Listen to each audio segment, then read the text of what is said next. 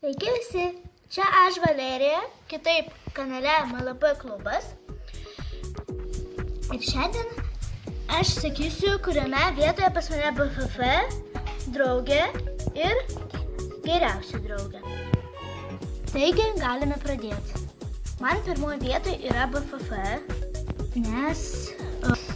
nes ji yra tavo gyvenimo draugė, viso gyvenimo draugė, viso gyvenimo draugė.